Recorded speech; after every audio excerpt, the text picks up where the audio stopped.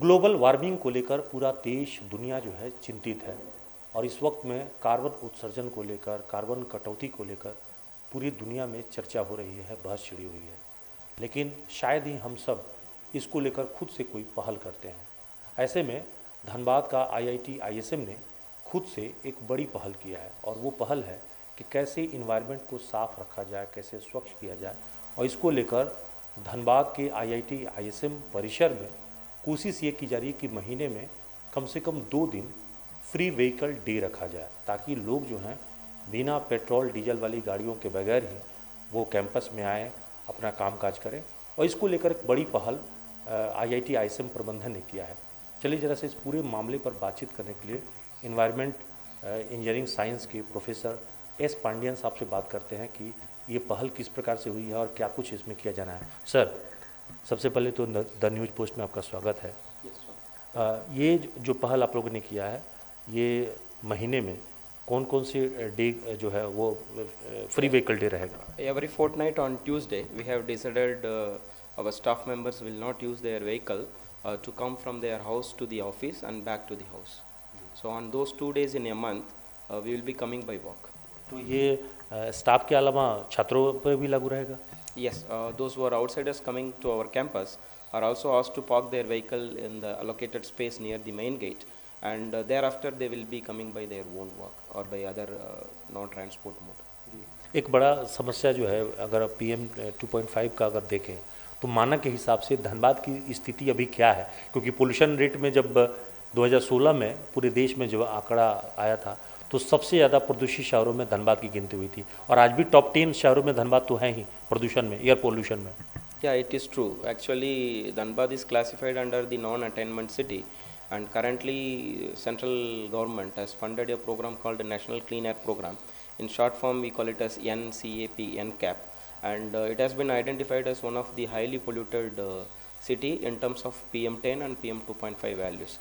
Annual average, as like you rightly pointed out, is somewhat in between 200 to 230 microgram per cubic meter of PM10 is present in our Dhanbad. So the values levels are so high, and there is a benefit in both the points. One is when the fuel consumed by the vehicles is also reduced on a given particular day when we are not using the vehicle, and second benefit is that the particulate matter is also partly coming along with the carbon dioxide that is emitted due to the fuel combustion. तो बड़ा सवाल तो यही कि क्या सिर्फ गाड़ियों से ही ये पोल्यूशन निकल रहा है या फिर यहाँ कोल बेरिंग एरिया है, माइनिंग एरिया है, उनसे भी निकल रहा होगा? क्योंकि सबसे ज़्यादा तो ब्लास्टिंग हम करते हैं कोयला निकालने के लिए।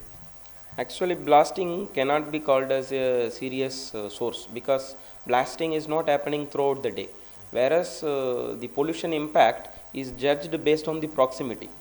I am talking to you right now, only you can hear what I am saying to you. The person in the next room may not be having idea about what we two are talking about. Similarly, if you are near to the source, emission source, only then the damage to your lungs is more. So, but which source is more spread within the city level, if you look very carefully, it is actually the vehicular emission and domestic fuel. बड़ी आबादी अभी भी झरिया, जैसे झरिया है, बगमारा है, उन क्षेत्रों में तो बहुत सारी आबादी हैजर्डस वे में रह रही है। वो तो जहाँ रह रहे हैं वहाँ तो कार्बन सबसे ज़्यादा निकलता है, कार्बन मोनोऑक्साइड सबसे ज़्यादा निकल रहा है। जहाँ भी हवा के साथ कंप्लीट मिक्सिंग नहीं होता है फ्यूल के साथ, उस जहाँ पे कार्बन मोनोऑक्साइड निकलता है, लेकिन कार्बन मोनोऑक्साइड का हेल्थ इम्पैक्ट कम है। लेकिन क्योंकि वो कार्बन मोनोऑक्साइड वो हवा में मिक्स हो जाता है, मिक्स होके कुछ देर के बाद और कुछ डिस्टेंस के बाद वो जीरो बन जाता है। लेकिन क्या होता है, पर्टिकुलेट मैटर ये बोलता है PM10 PM2.5, आप कोई भी जिंदा नहीं रहता है आदमी ने जहाँ पे, तब भी ये पर्टिकुलेट मैटर जीरो कभी नहीं बनता है, क्योंकि हवा सब जहाँ से घूम के आते हैं ना, हवा के लिए तो बाउंड्री तो है ही नहीं। सो हवा सब जहाँ से प्रेवलेंट रहता है, उसका पर्टिकुलर मैटर के कारण से ही हम लोग का हेल्थ इम्पैक्ट ज़्यादा पड़ता है। वो कार्बन मोनोऑक्साइड आप नज़दीक पे रहेंगे, कुछ डोज पे कॉन्सेंट्रेशन रिकमेंडेड डोज से ज़्यादा रहेगा, तब दिक्कत करेगा। अदरवाइज कार्बन मोनोऑक्साइड का इम्पैक्ट ज़्यादा है ही नहीं। लेकिन पर्टिकुलेट मैटर साथ में निकलता है, फ्लोटिंग मैटर आप देख सकते हो, कंबशन जब भी रहता है फ्लोटिंग ब्लैक मैटर आप देख रहे हैं, वो फ्लोटिंग मैटर ज़्यादा परेशान करता है। आईआईटी आईएसएम में तो अभी आप लोगों ने 2 दिन का पहल किया व्हीकल फ्री के लिए, क्या इसको और बढ़ाने की तैयारी है? इनिशियली हम लोग ये मॉनिटरिंग भी करके देख रहा हूँ इसका वजन से कितना बेनिफिट मिल रहा है in terms of PM10 and 2.5।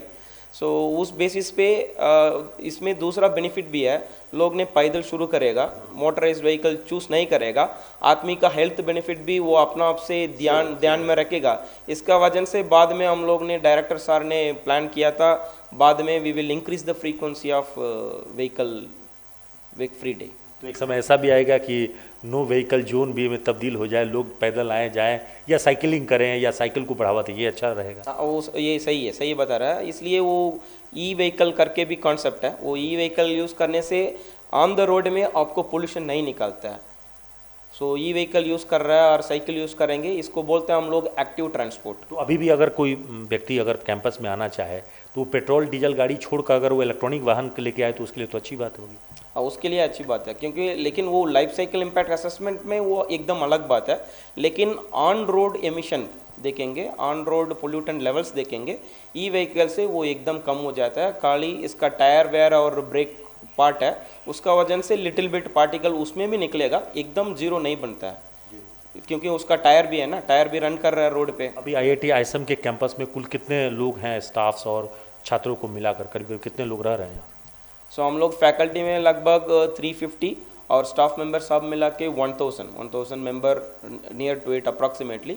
बच्चे तो यहाँ 7000 से ऊपर पढ़ते हैं, लेकिन अभी तो बहुत सारे लोग। कोविड का चक्कर में only PhD, MTech and BTech final year students, those who are engaged in project work, only they are invited back to the campus. So we'll have to wait for some more time, but like what you said, it is more than 7500 total strength of student. तो हमें लगता है कि IIT ISM की इस पहल को देखकर एक दिन ये शहर भी इस पहल को अपनाएगा और भी लोग अपनाएंगे और संस्थाएं भी अपनाएंगी।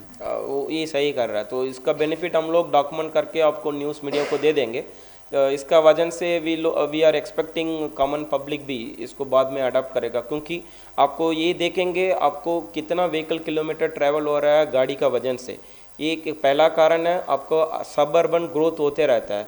आप 10 साल के पहले कंपेयर करेंगे सिटी का सब अर्बन आउटसाइड कितना दूर पे था, वो अभी आपको मालूम होगा वो सिटी का मेन बन गया, क्योंकि सब अर्बन पे लैंड का प्राइस कम रहता है, लोग ने नया घर बनाने के लिए लो प्राइस जहाँ पे बन जाता है। इसलिए क्या होता है, उसको सिटी तक ऑफिस आने के लिए और हॉस्पिटल, एजुकेशन, स्कूल आने के लिए इसका दूर बढ़ जाता है। इसका वजह से गाड़ी का ज़रूरत पड़ता है। जब हमने स्कूल किया, गाड़ी को कभी यूज़ नहीं किए, लेकिन अभी प्ले क्लास भी करना पड़ेगा, गाड़ी के बिना बच्चा जा ही नहीं सकते हो। सो ये अर्बन प्लानिंग बोलता है। अर्बन प्लानिंग में आपको ये सब करना पड़ता है, इसमें बहुत सारा अदर टेक्निकल सोल्यूशन भी साथ में रहता है।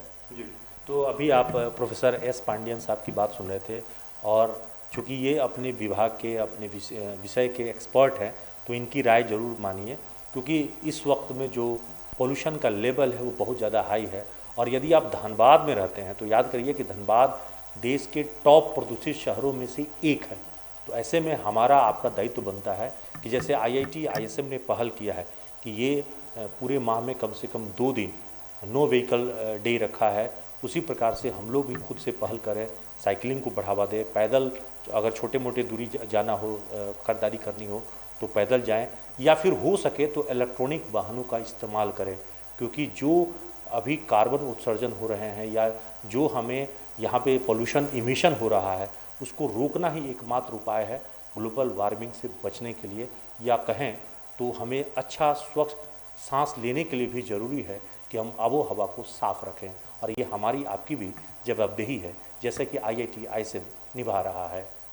कैमरामैन निकुंज के साथ Abhishek Kumar, the News Post, Dhanbad.